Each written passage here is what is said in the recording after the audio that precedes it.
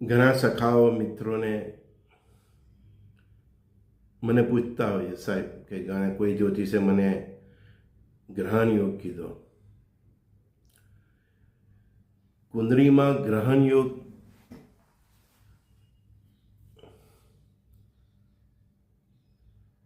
એના માટેનો બહુ સરળ ઉપાય. પહેલાં તો ગ્રહણ શું છે તે સમજી લો. સૂર્ય એ આત્માનો કારક છે. એટલે આપણી જે આત્મા છે તે તમારી કુંડળીની અંદર તમારા જીવનમાં એનો ભાગ ભજવે છે સૂર્ય. અને તમારું જે મન છે એ મનનો કારક ચંદ્ર છે. તો દુર્ભાગ્યવશ કે ગત જન્મોના કર્મોને કારણે આપણી કુંડળીમાં ગ્રહણ યોગ હોય, એટલે ચંદ્રગ્રહણ યોગ હોય કે સૂર્યગ્રહણ યોગ હોય, તો એ ચંદ્રગ્રહણ ને સૂર્યગ્રહણની વિધિ વિધાન કરાવવાની કંઈ જરૂર નથી. મહારાજો એમ કહેતા હોય કે ગ્રહણ યોગ છે, ઠીક છે, કોઈ શાસ્ત્રી અનુભવી હોય ને કરાવે, પણ અનુભવથી ગુરુઓના સાનિધ્યથી જે હું શીખું છું તે તમને કહું છું. તો વિધિ વિધાનના ચક્કર ઘણીવાર રિવર્સ આવે અને માણસની જિંદગી બહુ બરબાદ થઈ જતી હોય, બરાબર ને? દેવની ઈચ્છા નહીં હોય ત્યારે આવું થતું હોય. તો એ વિધિ વિધાનના ચક્કરથી દૂર રહીને એક સીધો અને સરળ ઉપાય કહું છું તમને કે ચંદ્રગ્રહણ, તમારી કુંડળીમાં ચંદ્રગ્રહણ વખતે કે એની આસપાસ તમારો જન્મ થયો હોય તો ચંદ્રગ્રહણ હોય, અને સૂર્યગ્રહણની આસપાસ તમારો જન્મ થયો હોય તો એ સૂર્યગ્રહણ હોય. પછી આ દુનિયામાં એટલે ભારતમાં દેખાયું હોય કે વિદેશમાં દેખાય, બધા કહે ને કે ભારતમાં હોય તો નહીં દેખાય તો જ પારવાનું, વિદેશમાં હોય તો નહીં પારવાનું. તો તમારી કુંડળીમાં જ્યારે તમારો જન્મ થયો હોય તો ચંદ્રગ્રહણની આજુબાજુ કે સૂર્યગ્રહણની આજુબાજુ તે વખતે વિદેશમાં માનો કે ગ્રહણ દેખાયું હોય ને ભારતમાં નહીં દેખાયું હોય તો કોઈ મહારાજ તમને એમ કહે છે કે હવે આ ગ્રહણની વિધિ નહીં કરાવો તો નહીં ચાલે. બ્રહ્માંડનો નિયમ છે, વિશ્વમાં ક્યાંય પણ ગ્રહણ થાય એ આપણા જીવન પર અસર કરતી જ હોય છે, અને એની આસપાસ જેનો પણ જન્મ થયું હોય તેમાં એ ઇફેક્ટ બતાવતી હોય છે. તો એ ગ્રહણની ઇફેક્ટથી દૂર રહેવાનું, દૂર એ ફર્સ્ટ રેમેડી છે. એમ કે ચંદ્રગ્રહણના યોગની આજુબાજુ તમારો જન્મ થયો છે તો ચંદ્ર દૂષિત થયો છે, તો એના કારણે જે તમારી પ્રવૃત્તિઓ છે, એ તમારી પ્રકૃતિ છે એમાં બદલાવ લાવો. સૂર્યગ્રહણને કારણે તમારી જે પ્રકૃતિમાં જે કંઈ પણ ખરાબી છે એમાં બદલાવ લાવો. ફર્સ્ટ રેમેડી આ છે. સેકન્ડ વસ્તુ કે ખરાબ વિચારોથી, ખરાબ સંગતથી, ખરાબ મિત્રોથી, ખરાબ કર્મોથી જે આપણા જીવનમાં ગ્રહણ લાગે છે એનાથી આપણે દૂર રહેવું જોઈએ. આ ગ્રહણની જ ઇફેક્ટ હોય છે કે તમને ખરાબ વિચારો આવે, તમારા જીવનમાં ખરાબ મિત્રો હોય, તમારા કર્મો ખરાબ હોય, બરાબર? આ એક ગ્રહણ દોષની ઇફેક્ટ છે, બરાબર? તો એ ઇફેક્ટથી દૂર રહેવું એ ફર્સ્ટ રેમેડી છે. સમજાયું તમને? તો કુંડળીમાં અને આપણા જીવનમાં ગ્રહણ દોષની ઇફેક્ટ આ જ વિચારોથી, આવા મિત્રોથી, આવા કર્મોથી આવે છે. જો તમે તમારું જીવન બદલી કાઢો, તમારા વિચારો શુદ્ધ કરે, સારા વિચારો, સુવિચારોની સંગત કરો, કોઈ એવા સંતોની સંગત કરો, કર્મો તમે સારા કરો, ખરાબ મિત્રોથી દૂર રહી જાઓ, તો એ જે જન્મ સમયે જે તમારી કુંડળીમાં દોષ હોય છે ને તે સુષુપ્ત અવસ્થામાં ચાલ્યો જાય છે. એને આપણે જ જાગૃત કરીએ છીએ, આપણે ખરાબ વિચારોથી, ખરાબ કર્મોથી ને ખરાબ મિત્રોની સંગતથી. દાખલા તરીકે આ મોબાઈલની દુનિયા છે, એમાં ન જોવાનું 1000 વસ્તુ આવે છે, એ આપણે જોઈએ, એને કારણે આપણો સૂર્ય અને ચંદ્ર ખરાબ થાય છે. ગ્રહણ દોષની જે સુષુપ્ત અવસ્થામાં જ ગ્રહણ દોષ છે એ એક્ટિવ થઈ જાય છે. ટીવી નહીં જોવાનું જે પાછળનું રીઝન છે તે આ જ છે. હવે એટલું વ્યાપક થઈ ગયું છે કે ટીવી, કોમ્પ્યુટર, મોબાઈલ વગર તમને ચાલે નહીં. તો એમાં શું જોવું અને શું ન જોવું એ જો તમે નક્કી કરી શકતા હોય અને આ બધી બદીઓથી દૂર રહેતા હોય તો તમારી જિંદગીમાં જે ગ્રહણ દોષ સુષુપ્ત અવસ્થામાં હતો એ એક્ટિવ થયો, એ ફરીથી સુષુપ્ત અવસ્થામાં ચાલ્યો જાય છે. સમજી ગયા? તો એના કારણે જે તમને જીવનમાં આદિ વ્યાધિ ઉપાધિ જે કંઈ પણ સંકોચો આવતા હોય તેનાથી તમે દૂર થઈ જાઓ છો. વિધિ વિધાન કરવાની પછી કોઈ જરૂર જ નથી પડતી. અને કોઈ મહારાજ એની બુદ્ધિ ક્ષમતા પ્રમાણે કરે, આપણને ફરે અને નહીં ફરે એવું પણ બને. અને તમને પછી આપણી સંસ્કૃતિ પર અને આ બધા પર પછી શંકા જાય. બરાબર? ભગવાન છે જ નહીં, ને બ્રાહ્મણો ખોટા છે, ને જ્યોતિષો ખોટા છે, ને મહારાજો ખોટા છે. આ બધાથી પર થવું હોય તો જે જન્મના સમયે કે ચંદ્રગ્રહણના સમયે કે સૂર્યગ્રહણના સમયે જે તમને ગ્રહ એટલે તમારો ચંદ્ર ખરાબ થયો હોય કે સૂર્ય ખરાબ થયો હોય તો પહેલું એના કારણે તમારા જે દુરાચાર છે, વ્યભિચાર છે, અત્યાચાર છે એ બધાથી બેકઅપ થઈ જવું અને સીધા ને સરળ થઈ જવું. એમ ખરાબ વિચારોથી દૂર રહેવું, ખરાબ મિત્રોથી દૂર રહેવું, ખરાબ સંગતથી દૂર રહેવું, મોબાઈલ કે આ બધામાં જે ન જોવાનું હોય આપણી સંસ્કૃતિ પ્રમાણે જે કંઈ પણ ખરાબ આવે છે એનાથી દૂર રહેવું, એવા મિત્રોથી રહેવું, એવા કર્મોથી દૂર રહેવું. આ ફર્સ્ટ રેમેડી. આટલું કરશો ને તો પણ એ ગ્રહણ દોષ જે છે તમારી કુંડલીમાં, કોઈ પણ પ્રકારનો ગ્રહણ દોષ છે તમારી કુંડલીમાં, એ સુષુપ્ત અવસ્થામાં ચાલ્યો જશે, એટલે કે નિષ્ક્રિય થઈ જશે.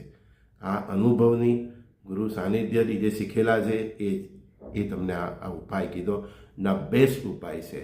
આપણા આચરણમાં જ બદલાવ લાવી દઈએ એ ફર્સ્ટ એ સ્ટેપ છે અને એકદમ ઇફેક્ટિવ સ્ટેપ છે આ બધા જ પ્રકારના ગ્રહણ દોષમાંથી બચવાનો. બરાબર છે ભાઈ? આ સ્વર્ગ અને નર્કની સીડી છે ને તે પણ આ સૂર્ય અને ચંદ્રરૂપી આત્મા, સૂર્ય એટલે આત્મા અને ચંદ્ર એટલે મન, એ આ સૂર્ય અને ચંદ્રરૂપી જે સીડી છે એની પવિત્રતા પર જ છે.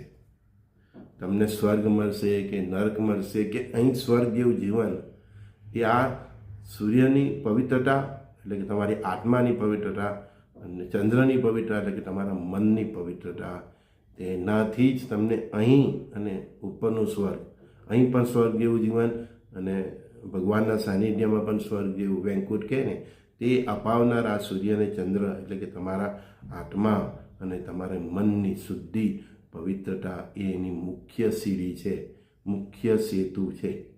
સમજાયું ભાઈ?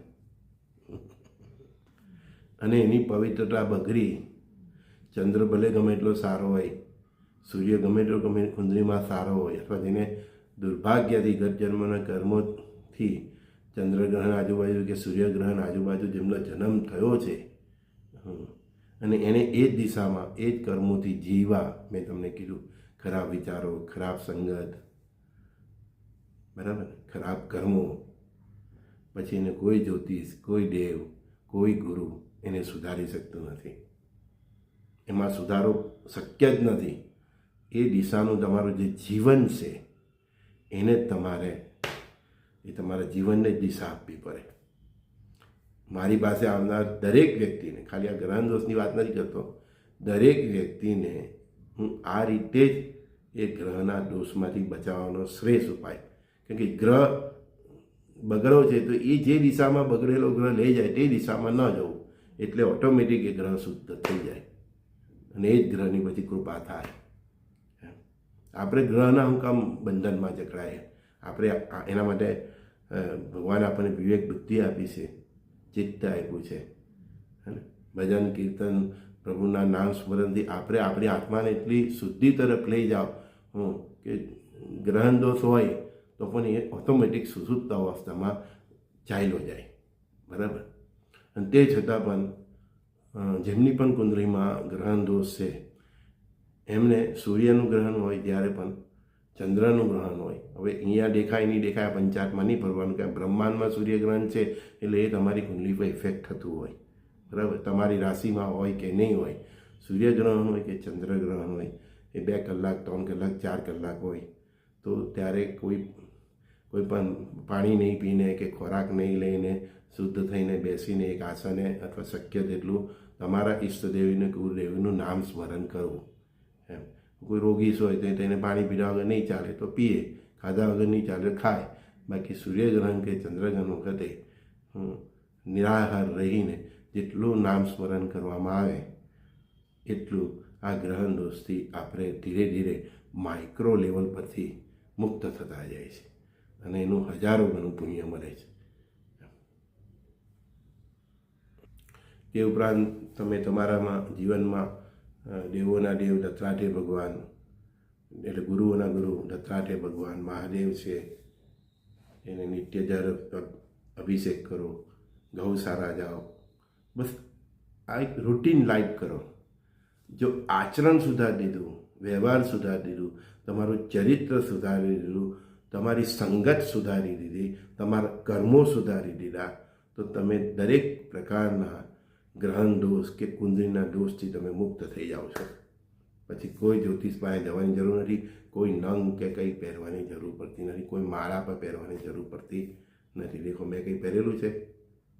કંઈ નથી. આ બેને બાંધેલી તે રાખડી છે. કોઈ કંઈ પહેરવાની જરૂર નથી. તમે ડાયરેક્ટ પરમાત્માને પકડી લીધા, પરમાત્માને ગમે એવું જીવન જીવતા થઈ ગયા. બધા દોષમાંથી તમે મુક્ત થઈ જાઓ. અને તમારી કુંડળીમાં પણ હોય ને તો એ સુસુપ્ત અવસ્થામાં ચાલ્યો જાય, નિષ્ક્રિય થઈ જાય છે. તમારા જીવનમાંથી એનો પ્રભાવ ક્યાં કેવી રીતે દૂર થઈ જાય તમને ખબર જ નહીં પડશે. આશા રાખું છું કે આજનો સંવાદ કુંડળીમાં ગ્રહણ દોષ કે ગ્રહણની આજુબાજુનું જે કંઈ પણ બધાના મગજમાં છે એનું બેસ્ટ મેં તમને સોલ્યુશન આપ્યું. અવધૂતોની સાથે રહ્યો છું અત્યારે, તો એ અવધૂતો પૂછવા નથી, સૂક્ષ્મ સ્વરૂપે છે અને એ સૂક્ષ્મ સ્વરૂપે જે પ્રેરણા આપે છે તે તમને મેં કહ્યું. ને મારી પાસે જે પણ આવે છે એને હું આ જ રસ્તો બતાવું છું કે આ બધું ગ્રહણની પૂજા, કાલસર્પની પૂજા, આની પૂજા, ફલાની પૂજા, રાજુની રાહુની પૂજા, મંગળની પૂજા, એ દોષને કારણે તમારું જે વર્તન છે એને સુધારી લો. ઓટોમેટિક દોષ નાબૂદ થઈ જાય. નાબૂદ થઈ જાય એટલે કુંડલીમાં હોય તો પણ નિષ્ક્રિય થઈ જાય છે. સમજ્યા? અને સીધા સરળ બની જાઓ. એક જ ફંદો છે પરમાત્માનો પ્રાપ્ત કરવાનો, નવગ્રહોની કૃપા પ્રાપ્ત કરવાનો, પ્રકૃતિની કૃપા પ્રાપ્ત કરવાનો. એક જ ફંદા છે. સીધા અને સરળ બની જાઓ, ચરિત્રવાન બની જાઓ, ભ્રષ્ટાચાર ને બધું એનાથી દૂર થઈ જાઓ. સ્ત્રી માતાઓનું સન્માન કરો. તમારી માતા અને સ્ત્રીઓનું સન્માન કરો એટલે તમારો ચંદ્ર સારો થઈ જાય. તમારા પિતા અને વડીલોનું સન્માન કરો એટલે તમારો સૂર્ય સારો થઈ જાય. ભલે ને ગ્રહણ દોષ હોય, બરાબર, કોઈ કે ગુરુ નબળો છે, બરાબર ને, કોઈ ગુરુઓનું સન્માન કરો. તમારા ટીચરથી લઈને તમારા જીવનમાં જેટલી પણ વ્યક્તિ ગુરુ તરીકે હોય, જેની પાસે તમે કંઈ શીખા હોય, એના બાપ બનવાની કોશિશ નહીં કરવાની, તો તમારો ગુરુ સારો થઈ ગયો. બુદ્ધ છે, બુદ્ધિના દેવતા છે, વાણીને સારું વિચારીને બોલો, ગાળાગાળી નહીં કરો તો બુદ્ધ શુદ્ધ થઈ ગયો. શનિ છે, બરાબર, શનિથી લોકો બહુ ગભરાય છે, તો નાનામાં નાના માણસોને જે નોકરી કરતા હોય, કર્મચારી હોય, બરાબર, એનું સન્માન કરો, એને માન આપો. શનિ શુદ્ધ થઈ ગયું. ગરીબોને મદદ કરો. ચાલો ત્યારે સંજય બોરીવાલાના સર્વે સખાઓને પ્રણામ.